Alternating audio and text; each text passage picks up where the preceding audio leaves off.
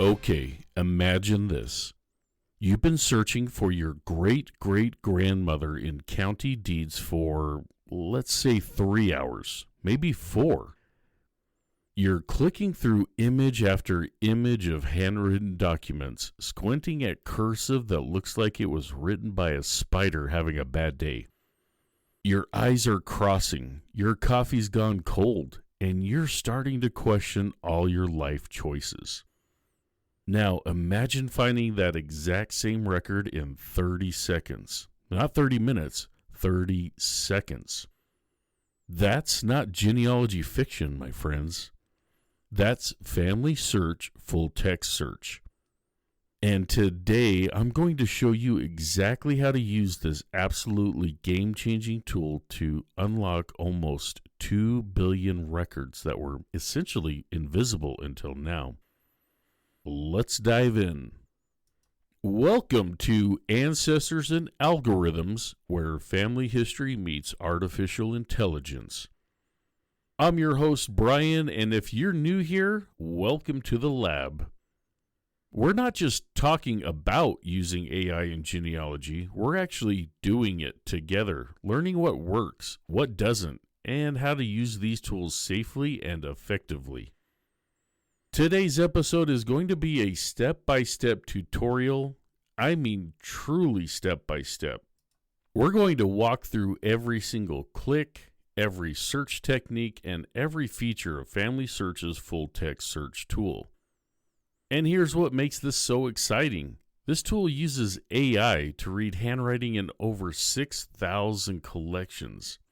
That's almost 2 billion record images that were basically unsearchable until now. Quick reminder before we start, this episode builds on what we've learned in previous episodes about using AI responsibly. If you're brand new to the podcast, you might want to start with episode 1, where we cover the foundations. But don't worry, you'll still get tons of value from today's tutorial, even if this is your first episode. Let's get into it. Before we dive in, I want to mention something quickly. The names, locations, and some specific details in today's stories have been slightly altered to protect people's privacy. So if a county name doesn't quite match up, or an ancestor's name seems off, or you're thinking, wait, that doesn't sound right for that region, you're probably catching one of those changes. The research techniques and the core genealogy challenges, those are absolutely real and based on actual brick walls that genealogists face. But I've tweaked identifying details because, well, not everyone wants their family mysteries broadcast to the world. The AI tools and methods I'm showing you will work just as well on your real ancestors as they do on my slightly fictionalized examples. So let me tell you about a brick wall that haunted me for months. My third great-grandfather, William Henderson, we'll call him Will for short, supposedly owned land in Tennessee in the 1840s. I knew this because family stories mentioned it, and I'd found one deed where he sold property in 1847. But where did he get that land? Who did he buy it from? Was he maybe mentioned in other deeds as a neighbor or a witness or a boundary reference?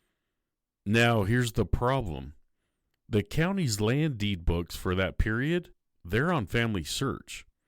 All digitized, hundreds and hundreds of beautiful, clear images. But, and this is a big but, they weren't indexed. Not the grantors and grantees, not the witnesses, not the property descriptions, nothing. So my options were browse through literally 800 deed book images one by one, or, well, that was basically my only option. I'd tried the traditional index search on FamilySearch, nothing. I'd checked the grantor-grantee indexes at the county level, just that one 1847 deed. And you know what? I started browsing. I really did. I made it through about 50 images before I realized this was going to take me days, maybe weeks. And I might still miss him if his name was misspelled or if the handwriting was particularly rough, or if I just got tired and my eyes glazed over at the wrong moment. That's the brutal reality of unindexed records. They're there. We know they exist. We can see them. But actually finding anything in them? It's like looking for a needle in a haystack while blindfolded. And the haystack is on fire. But here's where the story gets good. Fast forward to about 9 months ago. I'm at RootsTech 2025 and there's buzz about the FamilySearch's Full-Text Search getting major upgrades. I'd tried it when it first launched in 2024 and honestly, it was okay. Promising but limited. Only a few collections. Results were hit or miss. But now they're saying it covers thousands of collections, almost 2 billion images. And the AI has gotten way better at reading handwriting. So I pull up my laptop right there in the convention center, sign into FamilySearch, navigate to the full-text search experiment, and I type in William Henderson and Tennessee and 1840s. 30 seconds later, and I mean this literally, I timed it because I couldn't believe it, I'm looking at 3 deed records I'd never seen before.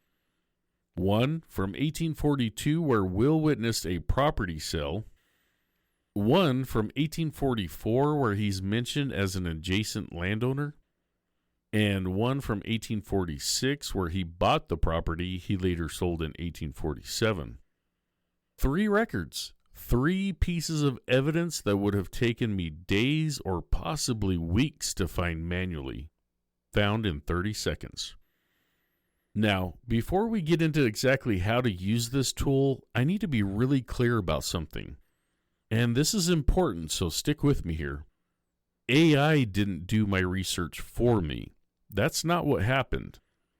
The AI read the handwriting and made those records searchable, but I still had to evaluate each record, look at the original images, verify the transcriptions, and figure out how these documents fit into Will's story. This is why I always say AI is your research assistant, not your researcher. Full-text search is a finding aid, an incredibly powerful finding aid, but it's still just showing you where to look. You still have to do the actual genealogy work, the analysis, the verification, the proof building. But man, oh man, does it make that work so much easier and so much faster. Okay, let's talk about what full-text search actually is and how it works. All right, so what exactly is FamilySearch Full-Text Search and how is it different from the regular FamilySearch search we're all used to? Let me break this down as simply as I can. You know how when you search FamilySearch normally, you're searching through indexed records. Those indexes were created by actual human volunteers who looked at each record and typed in the names, dates, and places into specific fields. That's traditional indexing, and it's incredibly valuable, but it's also incredibly time-consuming. FamilySearch has over 20 billion digitized images in its collection. So that's billion with a B. But only a small fraction of those images have been indexed. The rest, they're just sitting there as images. You can browse them if you know exactly where to look, but you can't search them until now. Full-text search uses artificial intelligence, specifically handwriting recognition technology, to read every word on every page of certain record collections. Not just the names, not just the dates, every single word. The AI creates a full-text transcript of each image, and then you can search through those transcripts just like you'd search through a book or a PDF. Want to find records that mention blacksmith? You can search for that. Want to find documents where someone's described as a widow? Search for it. Want to find land descriptions that mention Maple Creek? You got it. Now, you might be thinking, wait, isn't that just OCR, optical character recognition? Well, sort of, but not exactly. FamilySearch is using really advanced AI models that can handle old handwriting styles, different languages, faded ink, and all the quirks of historical documents. It's way more sophisticated than the OCR you'd use on your scanner at home. So here's what makes this such a game changer. Let's take marriage records as an example. Traditionally, when volunteers index marriage records, they typically capture the bride's name, the groom's name, the date, and maybe the location. But what about the witnesses, the officiant, the parents' names if they're mentioned, the location where the ceremony took place? All that information is in the record, but it's not in the index. So if you're trying to find your ancestor as a witness to their brother's wedding, the traditional search won't find them. But full-text search, it sees everything on that page. Every name, every relationship term, every location, and it makes it all searchable. Okay, let's talk about what's actually available right now. As of November 2025, so this is current as of recording this episode, full-text search includes over 6,000 collections. That's up from about 4,000 in August, so they're adding collections really quickly. And we're not talking about tiny collections. We're talking about almost 2 billion individual record images. That number keeps growing, so by the time you're listening to this, it might be even higher. The collections include deed records, probate records, court records, church records, vital records. Basically, a lot of the unindexed collections that genealogists have been wanting to search for years. Now, here's something important to know. The AI models work best with English, Spanish, and Portuguese right now. Those are the languages FamilySearch developed first. They're working on models for Chinese, French, German, Dutch, Italian, and other languages, but those aren't fully rolled out yet. So, if you're researching in those other languages, you might have mixed results at the moment. But even with that limitation, the coverage is incredible. Major collections from the United States, Latin America, the UK, Ireland, Australia, Canada. There's a ton here to work with. Now, let me tell you about some features they've added that are honestly mind-blowing. When you pull up a record in full-text search, you don't just see the image. You get 1. A full AI-generated transcript of the document. Every word the AI could read is typed out for you. No more squinting at impossible handwriting. 2. An AI-generated summary of the document that pulls out the key information, names, relationships, dates, what the document is about. This summary is in English even if the original document is in Spanish or Portuguese. 3. The system highlights your search terms right on the image in yellow, so you can instantly see where your ancestor's name appear on the pages. 4. You can download the image, the transcript, and even a pre-formatted citation all from the same screen. And 5. There's a feature called Fact View that extracts and displays all the people, places, and dates the AI recognized in the document. Now, before you get too excited, and I know this is exciting, we need to talk about accuracy. Because here's the thing, the AI is really good, but it's not perfect. It makes mistakes. Sometimes it misreads handwriting. Sometimes it gets confused by faded ink or weird spellings. Sometimes it hallucinates words that aren't there or misses words that are. That's why, and I can't stress this enough, you always, always, always need to look at the original image yourself. Use the transcript as a guide. Use the summary to quickly figure out if a record is relevant, but then verify everything against the actual historical document. Think of it this way. If you had a research assistant who read through 800 deed books for you and said, "Hey, I found 3 that mention your William Henderson," would you just trust them blindly? No. You'd say, "Great, show me those 3 records." And then you'd examine them yourself. That's exactly how you use full-text search. All right, so that's what full-text search is, an AI-powered finding aid that makes previously unsearchable records searchable by creating full-text transcripts. It's experimental, it's still improving, but it's already incredibly powerful. Now, let's get into the practical stuff. Let me show you exactly how to access this tool and get started. Okay, I'm going to walk you through this like you're looking over my shoulder at my computer screen. We're going to do this together, one step at a time. And don't worry if you can't follow along right this second. You can always pause this episode and come back to it when you're at your computer. First things first, you need a FamilySearch account. The good news is FamilySearch accounts are completely free. If you already have one, you're golden. If you don't, go to FamilySearch.org and look for the sign-in button in the upper right corner. Click that, then click Create a Free Account and follow the prompts. Takes about 2 minutes. Got your account? Great, now sign in.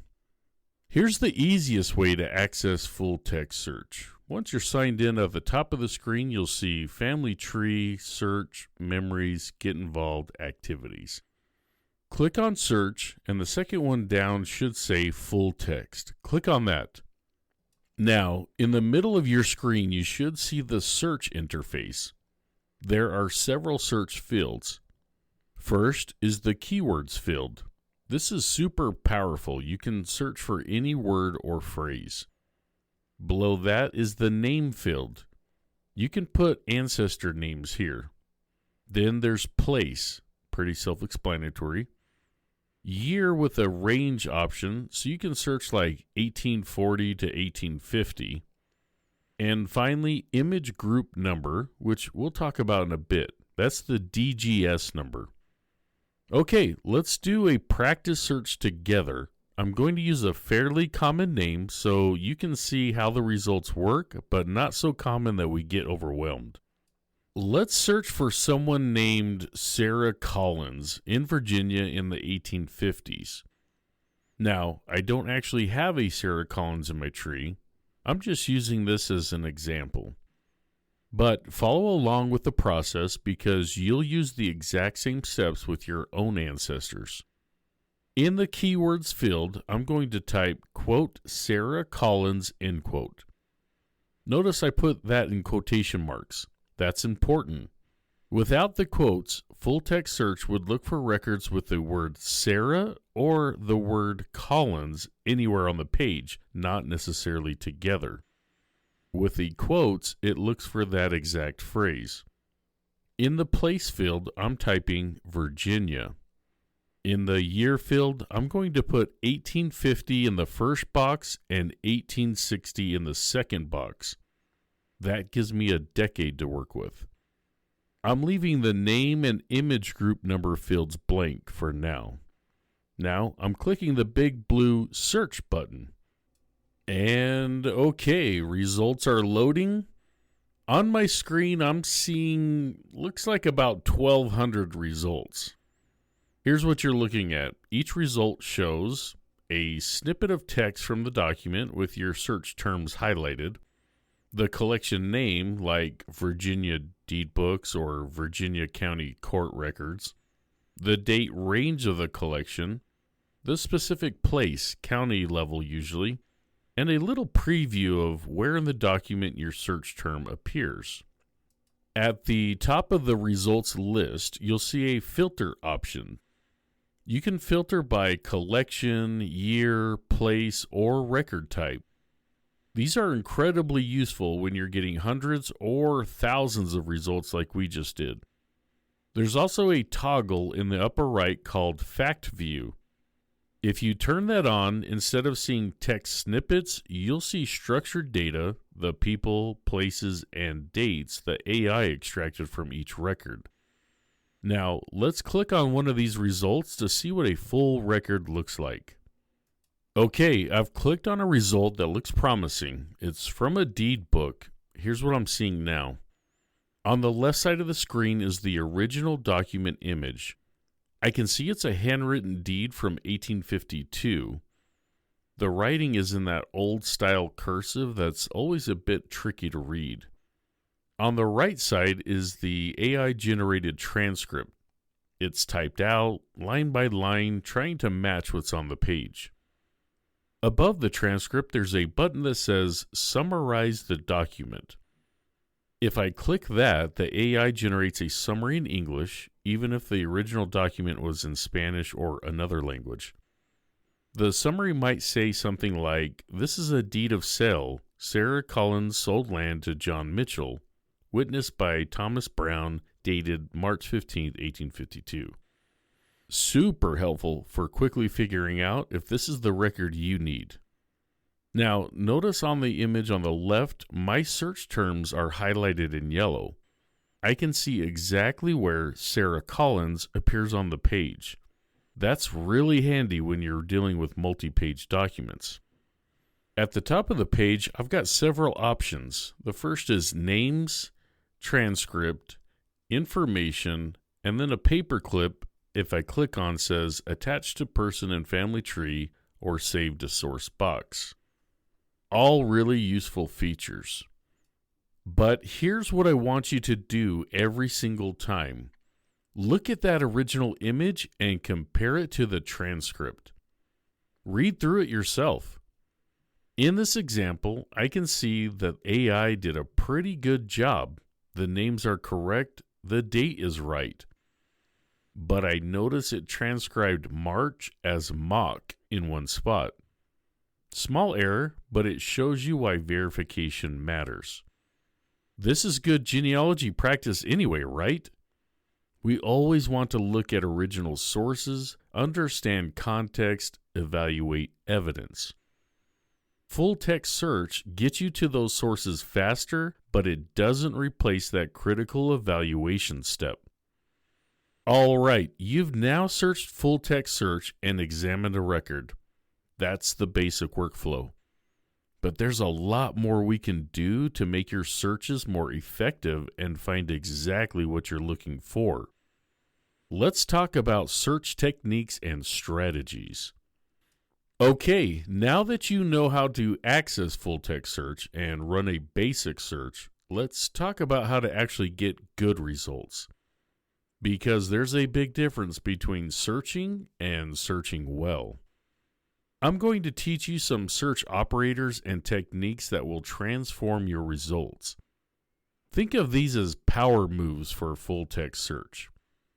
First up, quotation marks. We touched on this earlier, but let me explain it more thoroughly. When you put a phrase in quotation marks like, quote, William Henderson, end quote, you're telling the system, find this exact phrase in this exact order. Without quotes, if you type William Henderson, the system searches for any record that contains the word William or the word Henderson anywhere on the page. You'll get William Smith and Mary Henderson and all sorts of results you don't want. With quotes, you only get records where those two words appear together as a phrase, much more precise. Here's a pro tip. Try searching both ways. Sometimes your ancestor's name is written Henderson, William, or William H. Henderson, or W.M. Henderson. The quoted phrase might miss those variations. So do one search with quotes for the exact name, then do another search without quotes, but using some of the other operators I'm about to teach you. Second, the plus symbol.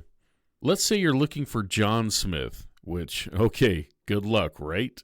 There are thousands of John Smiths, but your John Smith was a carpenter in Ohio.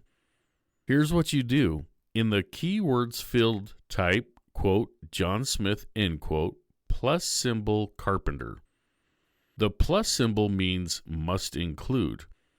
So you're saying, find me records with the phrase John Smith that must also include the word carpenter somewhere on the page. You can use multiple plus symbols like John Smith plus carpenter plus Ohio plus 1840s. Now you're really narrowing it down. This is incredibly useful for common names or when you need to filter through a lot of results. Third, the minus symbol. This is for exclusion. Let's say you're searching for Elizabeth Johnson, but you keep getting results for a different Elizabeth Johnson who lived in the same county. Maybe the one you want never lived in Springfield, but the other one did. You could search, quote, Elizabeth Johnson, end quote, minus symbol Springfield. That minus sign means exclude any records that mention Springfield. Really helpful for filtering out results you know aren't your ancestor. Fourth, the question mark. This one's for spelling variations. Historical records are full of creative spelling, especially of names. Is your ancestor's name spelled Delaney, Delani, Dulani, or Dulaney? Here's the trick. The question mark replaces a single character. So if you search D $LAN?Y, the system will find Delaney, Delani, Dulani, Dulaney. Any spelling where those question marks can be any single letter. This is super useful for names that have multiple spellings or when you're not sure if there's an extra letter somewhere. Fifth, the asterisk. The asterisk is a wildcard that can represent multiple characters. Let's say you're looking for someone named Smithson, but they might be recorded as Smith, Smithson, Smithers, or Smithfield. Search for Smith asterisk mark. They'll find anything that starts with Smith and has any combination of letters after it. Now, be a little careful with this one. If you search for something too broad like S asterisk, you'll get thousands of results for every word that starts with S. But used strategically, it's really powerful.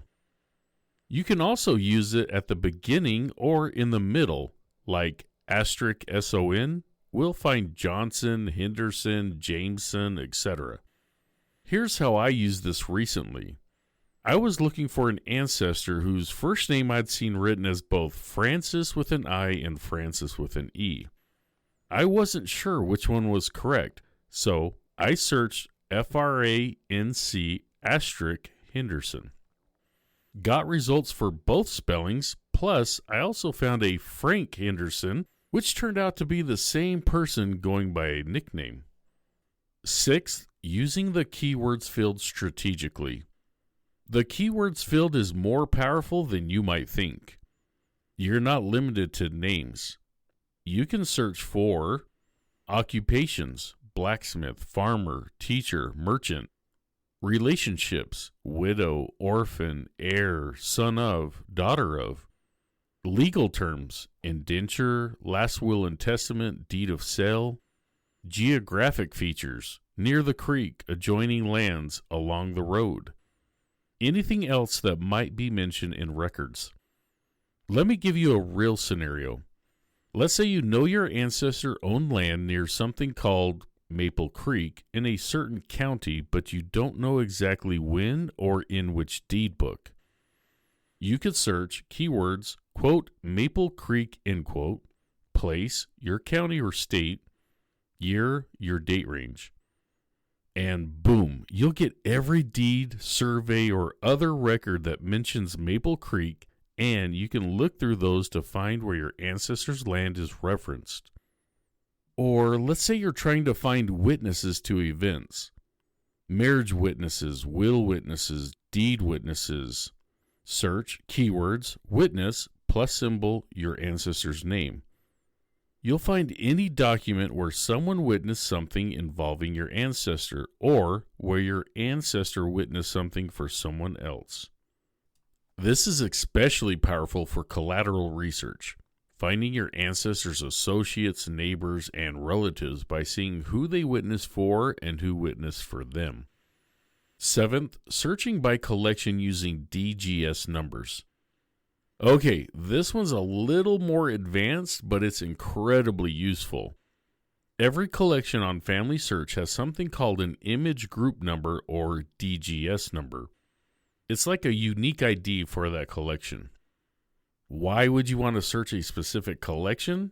Well, let's say you know your ancestor lived in a specific county during a specific time period, and you want to search all the deed books from that county or all the court records or all the church records.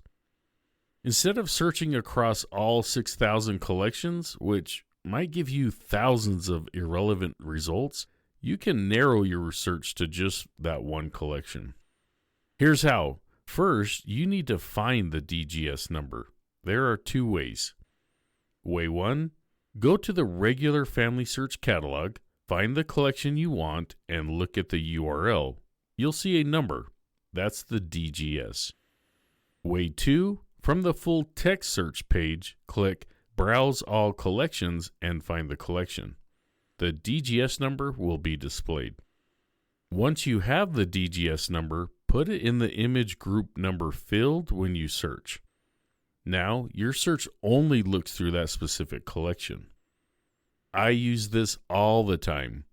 When I'm doing a comprehensive search of an ancestor in a particular county, I'll pull up the list of available collections for that county, and then I'll search each major collection individually: deeds, wills, court minutes, marriage records, using their DGS numbers. It takes a little more time up front, but the results are way more focused and relevant. 8th, use filters effectively. After you run a search and get your results, don't forget about those filter options at the top of the results page. You can filter by collection, narrow down to just deed records or just probate records. Year, tighten your date range if you're getting too many results. Place, drill down to a specific county or city. Record type, focus on a specific type of document. These filters are cumulative, so you can apply multiple filters to really zero in on what you're looking for. Let's say you search for Thomas Brown in Virginia and get 500 results. That's too many to go through efficiently, so you apply filters. Year, 1850 to 1860. Place, Albemarle County. Record type, probate records. Now you're down to maybe 20 results, and that's way more likely to be relevant. Much more manageable. All right, those are your basic search techniques.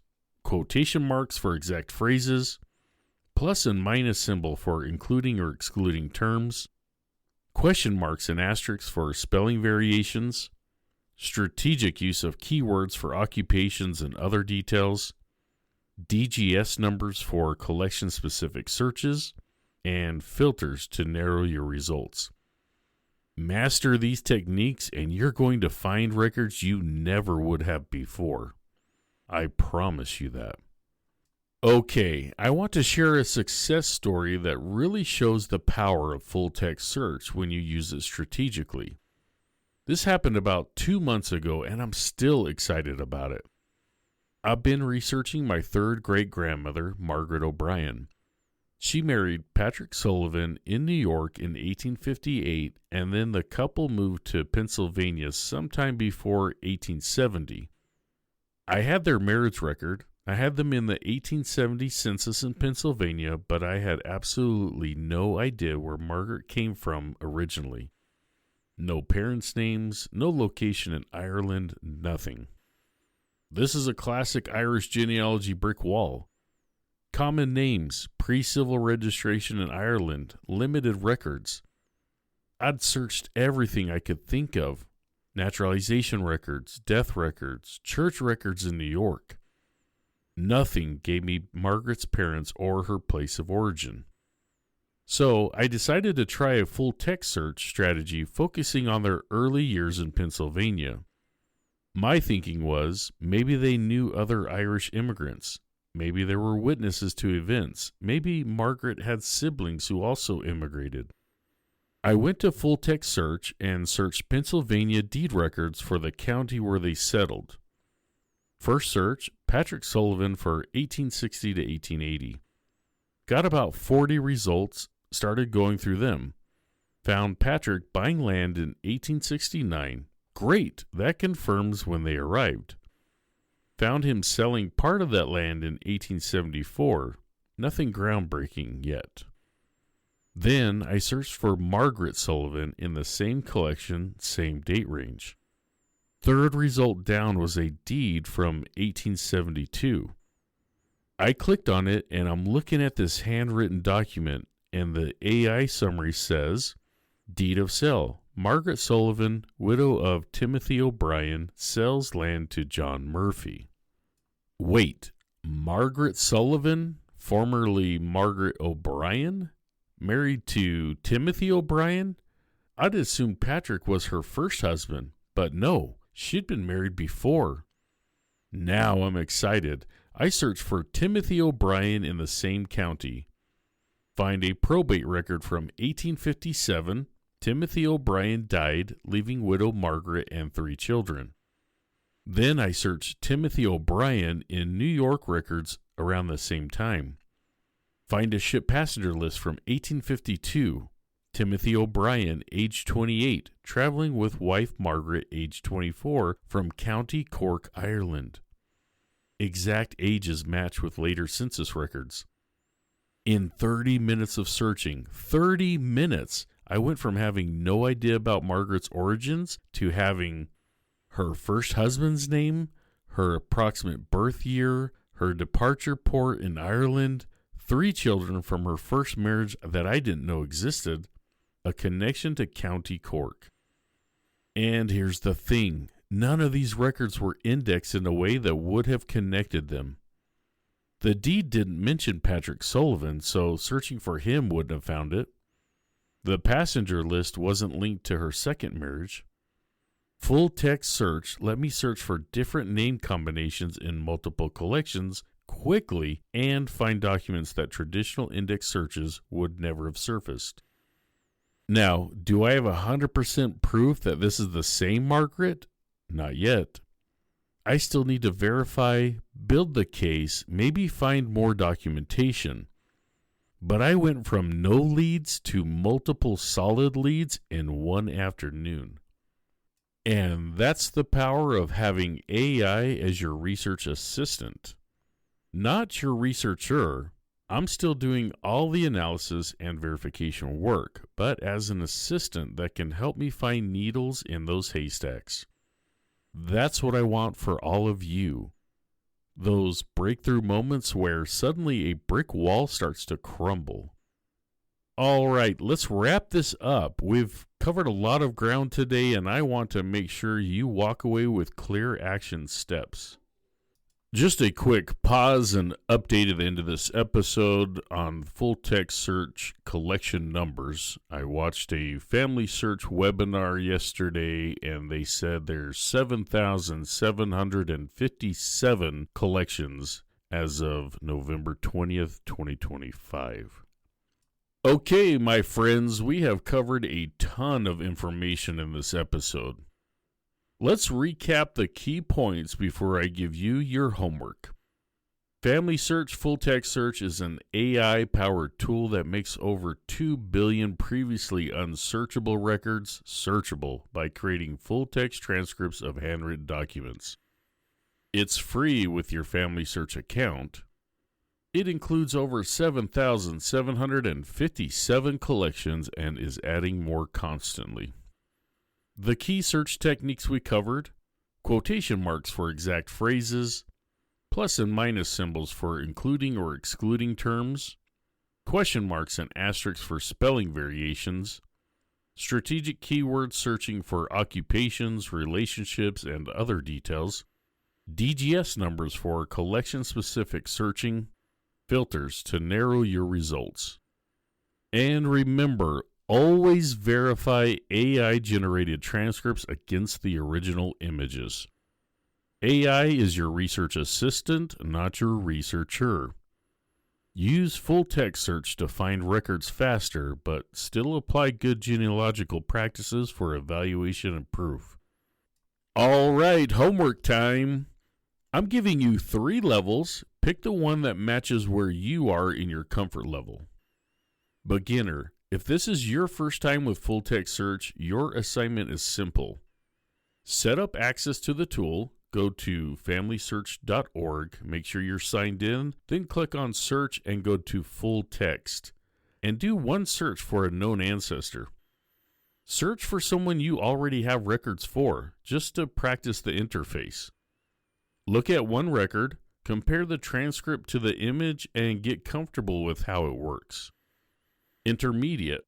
If you're ready to dig deeper, use the wildcard operators, question marks and asterisks, to search for an ancestor whose name might have multiple spellings.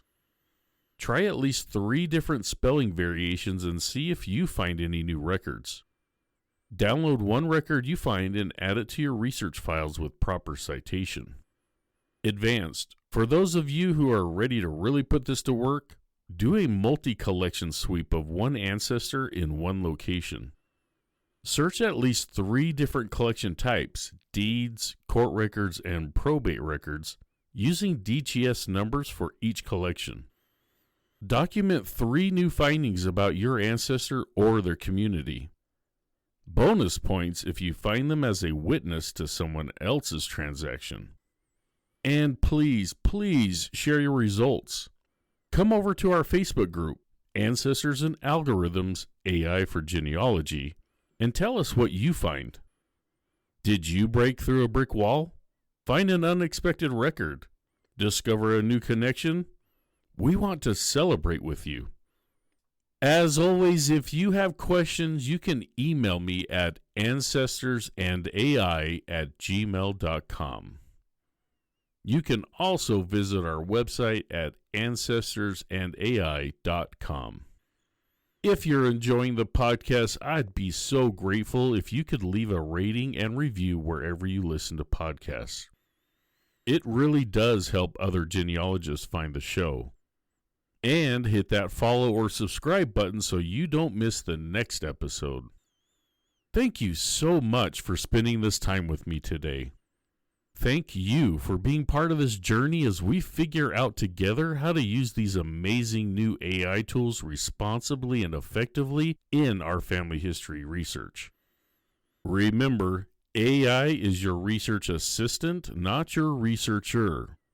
Use these tools to work smarter, but never stop being the genealogist who evaluates evidence, verifies sources, and builds solid proof. Until next time, this is Ancestors and Algorithms. I'm your host, Brian. Happy searching, and may your brick walls start to crumble.